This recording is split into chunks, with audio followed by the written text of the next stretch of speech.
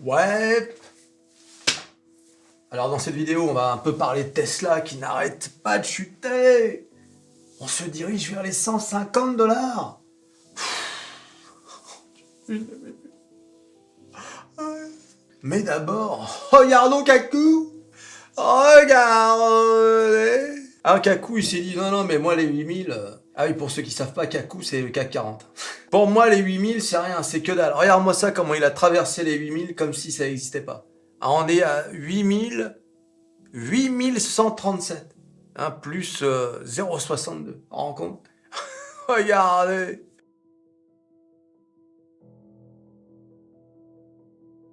Donc voilà, le marché est très bullish malgré la baisse de production en Europe, malgré la récession en Allemagne, malgré la situation française, hein, la dette française. Mais les entreprises françaises sont très bien, elles présentent de bons résultats.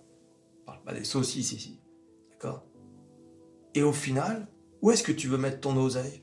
Dis-moi, où est-ce que tu veux mettre ton oseille? L'or, le bitcoin, coin, et les actions?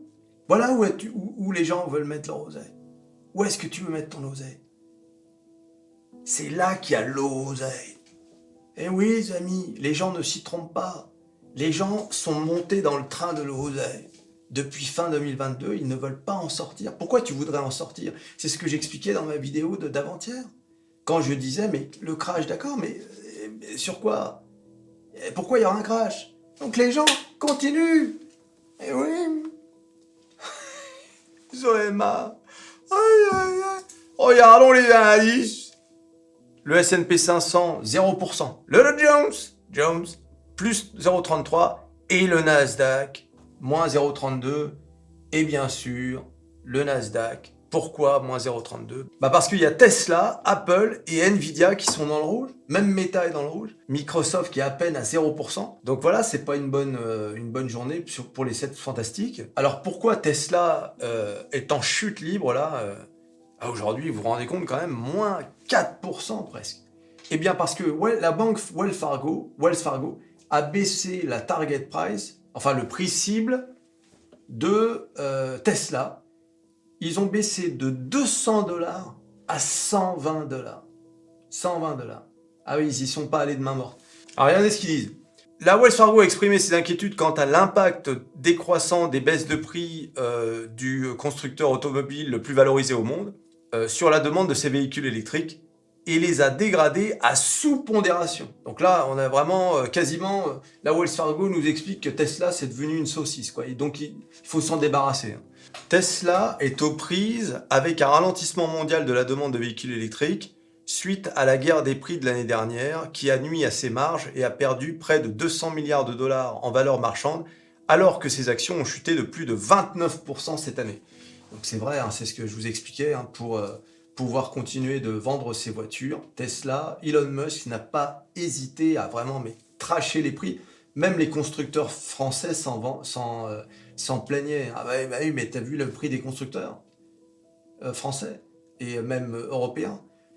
Allez voir sur Metaperso, là je viens de parler de la nouvelle voiture, le nouveau Renault Scénic. Là. Dans la vidéo, je fais une sorte d'achat sur leur site internet. Bon, je prends pas la moins chère. Hein. Plus de 50 000 balles. D'accord, 4 000 € de bonus compris. Hein. Oui, mais bon, c'est un Renault Scénic, plus de 50 000 balles. Je pense que si tu devais dépenser 50 000 balles, je pense que tu préférerais acheter un peu d'actions, un peu d'or, un peu de bitcoin, plutôt que d'acheter une bagnole qui va perdre la moitié de sa valeur 2 ans après. La banque a réduit son objectif de cours de 200 $ à 120 $. Ils ne sont même pas arrêtés à 150. 120 $, hein, carrément. Voilà, donc là, c'est le graphique de Tesla. Comme vous pouvez le voir, hein, on est vraiment dans une tendance baissière depuis... Déjà, il y a la première vague de 2022. Il y a une remontée qui est quand même assez nette, mais bing, deuxième vague de baisse. Et effectivement, si tu continues dans cette baisse, tu reviens au plus bas de l'année 2023, là où justement c'était une affaire à 102 $. Donc ça commence à devenir dangereux, toi. C'est-à-dire que beaucoup de gens qui ont acheté dans ce niveau-là vont bientôt se retrouver en plus-value. Et oui, les amis. Donc, effectivement, c'est une mauvaise passe pour Tesla. La demande en voiture électrique diminue, il y a la concurrence chinoise, mais c'est Tesla, les amis. C'est Tesla.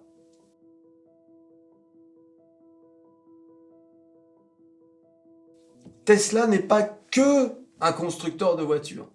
Tesla a plein de cordes à son arc. C'est pour ça qu'on investit sur Tesla. Si tu prends Tesla comme juste un constructeur de voitures,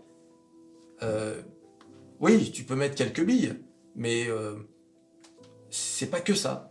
C'est aussi sa stratégie de partenariat, par exemple, avec les chargeurs. C'est l'intelligence artificielle, c'est la robotique, c'est la conduite autonome.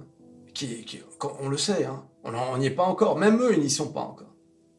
Mais on sait qu'ils sont vraiment, qu'ils travaillent dessus en permanence. Il y a aussi le projet de robot taxi, en quelque sorte. Il y a plein de choses qui sont en préparation dans cette entreprise. Voilà. En plus, c'est vrai qu'ils n'ont pas eu de chance ces derniers temps. Ils ont eu un sale coup à Berlin avec un groupe d'écologistes là, qui ont abattu un poteau électrique, ce qui a fait que l'entreprise a perdu des semaines de production. Ça a coûté plusieurs centaines de millions de dollars. Donc voilà. C'est, on va dire, pour Tesla... Ah oui, et puis on attend aussi les nouveaux modèles. Surtout le modèle à 25 000 balles, hein, celui qui va démocratiser en quelque sorte la voiture Tesla pour monsieur tout le monde. Et ce véhicule, s'il est bien fait, bien conçu, il peut vraiment donner un sacré coup de fouet à l'entreprise. Voilà, en tout cas, il y a un gros support là, aux alentours de 150 $. Franchement, on y est presque. Hein. On y est presque. Hein. Donc, est-ce qu'on va rebondir là-dessus? Ça, je peux pas vous le dire. Mais il faut s'attendre à tout avec Tesla. On peut même s'attendre en cas de grosse baisse du marché, on peut s'attendre effectivement à un retour à une centaine d'euros. Est-ce qu'il faut regretter de ne pas avoir vendu à 300? Bah non. En ce qui me concerne, si j'étais dans une situation d'un gars qui a du cash, eh bien, j'attendrais quand même une petite stagnation, quand même, un petit range de Tesla, de façon à pouvoir voir plus clair, et je mettrais des billes sur Tesla. Bien sûr.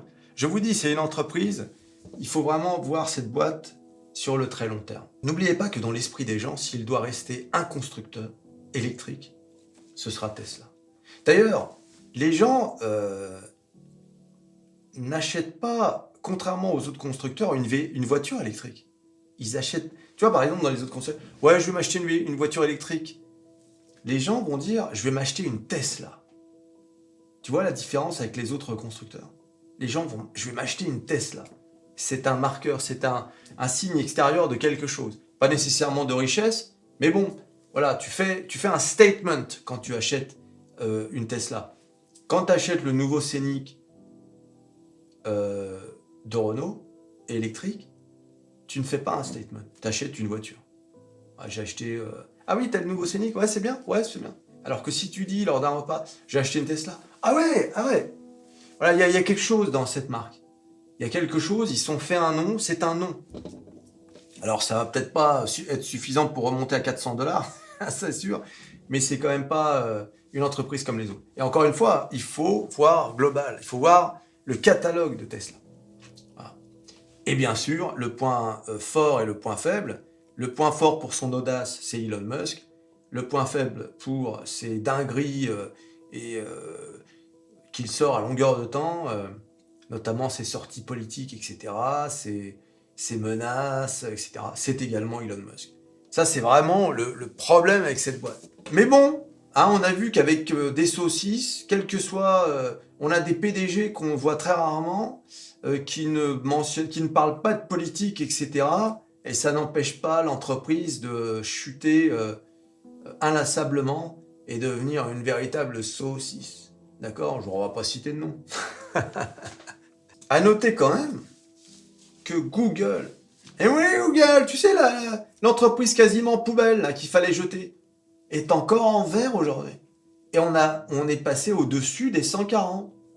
Eh oui, c'est Google. Et je vous l'ai dit, ils se sont plantés, hein, mais lourdement avec Google Gemini. Là, ils nous ont fait une dinguerie wokiste là, à vomir. Mais là, je peux vous dire qu'ils ils vont forcément s'en sortir.